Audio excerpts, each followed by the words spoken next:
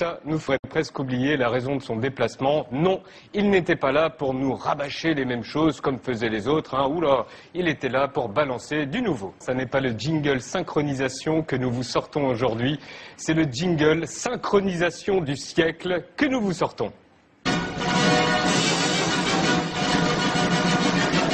Nous sommes littéralement tombés de notre chaise hier en écoutant le discours. Regardez.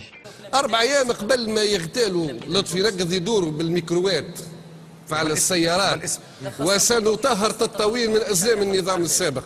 أيام قبل الاغتيال وقتل سي لطفي نقض رابطة حماية الثورة في تطاوين تدور بالأبواق وتقول أنها ستطهر تطاوين من بقايا النظام السابق.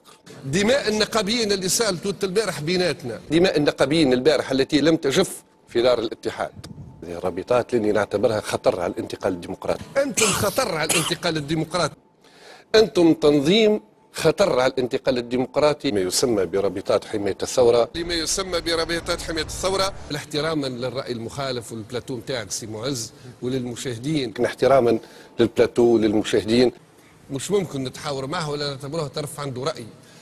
رابطات لا رأي لها لا موقف لها. اعتذر لضحايا هذه الرابطة بأننا نقعد معهم قبل أن يمثلوا أمام القضاء. مفروض حواري معه أمام القضاء. الناس هذوم لازم يمثلوا أمام القضاء وبيننا القضاء وسنطالب لأننا طالب بحل هذه الرابطات، بحل التنظيم هذا يديه ملتخة بدماء التونسيين. بيناتنا دماء التونسيين وإسالة دماء التونسيين. أما من نصبكم لحماية الثورة حتى ينصب روحه يحماها، لأنه والله أعلم شارك فيها ولا. وما هو دوركم في الثورة حتى تحميوها اليوم؟ من أنتم حتى تنصب روحك؟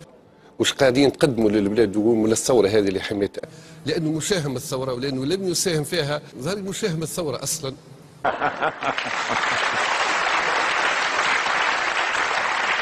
Plus rapide que le petit journal qui peut partir à la retraite après avoir vu ça.